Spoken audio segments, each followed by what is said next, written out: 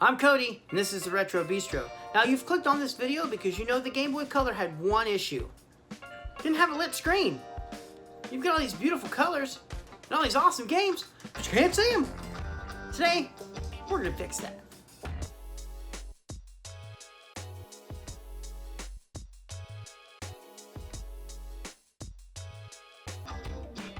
So let's get to it. First thing that you're going to do is take these batteries and your favorite game out of the back of the Game Boy. Next, you're going to go ahead and take out the screws that are holding the case back on. I'm going to go ahead and speed this up because it took forever because I am not very coordinated. After taking the screws out of the battery back, it's going to expose the motherboard, which there are 3 screws right here. And we'll go ahead and get those out of here so we can get the motherboard out.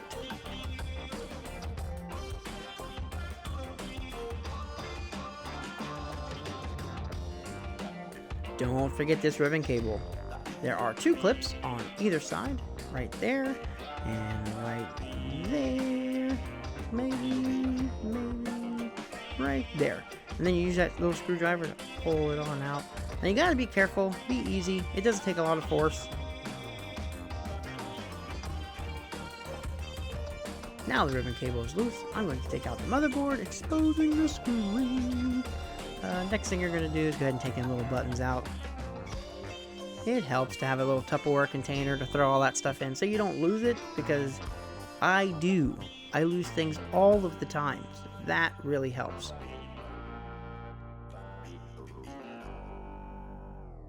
Now there is a method here on YouTube that has been so lovingly dubbed the ice cube tray method. You just twist it and pop. You'll see the corner of the screen pop and you get a thumbs up, which is awesome.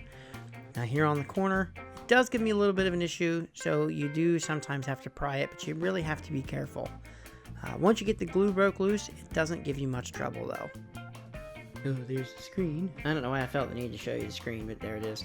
Watch that ribbon cable, because we are going to be peeling off all of this foamy, rubbery stuff, and the reason we peel it off is because when you add the front light to the screen, it's going to take a little bit more space in the case, make it a little bit thicker, and this just makes it easier to close it. This is the screen from Handheld Legend. Handheld Legend is an excellent website. If you want to get Game Boy Color front light screens, I think they have the Neo Geo Pocket Color front light screens now. You want to take this plastic stuff off that's protecting the screen, but when you do, make sure you don't touch it, because any fingerprints that you get on it will show up behind the loco glue that we're going to put on later. Something else that I have seen other YouTube videos do is pull this little reflective strip off, but as you can see, my glue was coming off with it, and I didn't realize that it was going to cause an issue. And you will see right here.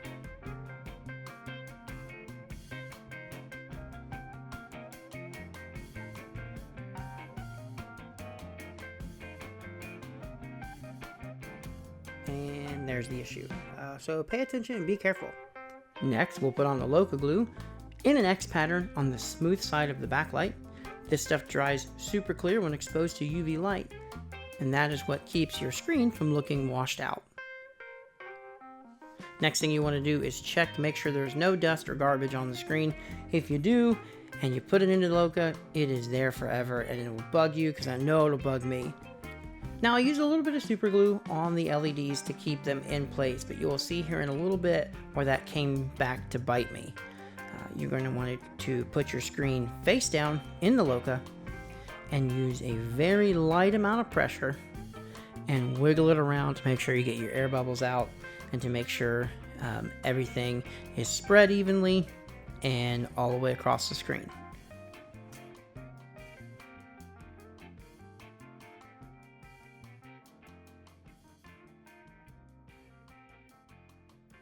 And remember, don't forget your coffee. Here we are the next day, because I didn't plan very well, and it ended up being cloudy, so it took all day long to do. I'm going to point out right here, you see down at the bottom of the screen, where it looks like, yeah, that's where the super glue was at. And super glue and loco apparently do not like each other. But we are going to soldier on and go ahead and put the screen back in the case and run into our next issue. Next thing we have to contend with, as you can see, our wires are butted up right against where the screen sets. So we're going to go ahead and mark it, and that way we can cut little channels for the wires to set. And I went ahead and did it off camera, because if I'd have had to do it through a viewfinder, I'd have cut my fingers off. So we'll go ahead and speed things up just a little bit here. We're going to screen in, wires in the channels. Then we need to find somewhere to put these wires so that they'll stay out of our way and that they stay out of the way of the buttons and the membranes. And we'll figure that out eventually, I think. Yeah, right there. Right in between the channel for the D-pad and the channel for the A and B button. And it ends up working out pretty well. Make sure to throw the buttons back in and don't forget those membranes.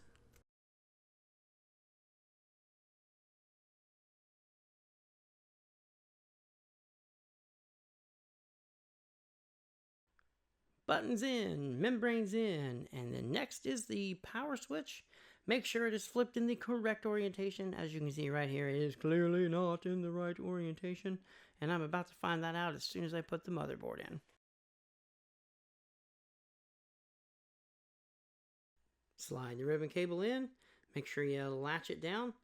Also too, don't forget about your wires, because I obviously forgot about the black wire there.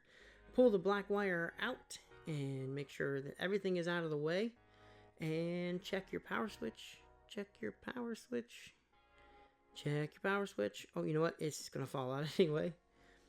We're gonna go ahead and put the power switch back in for the third or fourth time. But this time, watch this. Yeah, looky there, we put it in the right way. And then we're going to flip it again for whatever reason, and it's gonna fall back out. Now that I have everything under control, I put a little bit of solder on my soldering iron and then solder the resistor that is included and the red wire together.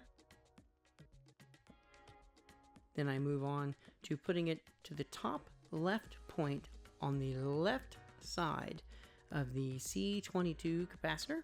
Then you take your black wire and you put your black wire on the bottom pin.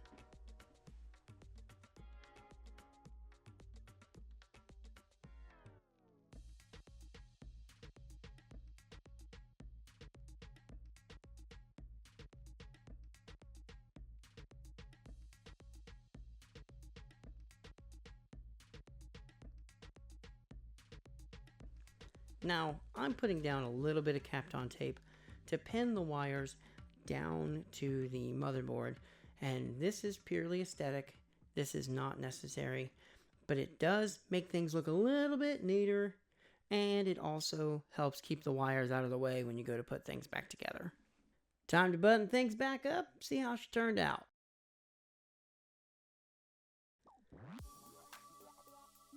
Boom! Look at those results! And look, I even have the benefit of a light up Game Boy Color logo, which is not supposed to happen, apparently. You're supposed to put some foil tape, or you're supposed to put the metal sheeting that came on the bottom that I peeled off. You're supposed to put that back on after the logo dries, and that keeps it from reflecting too much at the bottom of the screen. You can see down at the bottom where there is a little bit of washout because that light is so strong, because I did not put that back on there. But in the end, I'm extremely happy with the way that this turned out. I'm going to end up doing another one. This was the first one that I had done. This is the first time I'd ever taken on a project like this. I was really nervous to destroy my childhood Game Boy. Yes, that is the one from my childhood.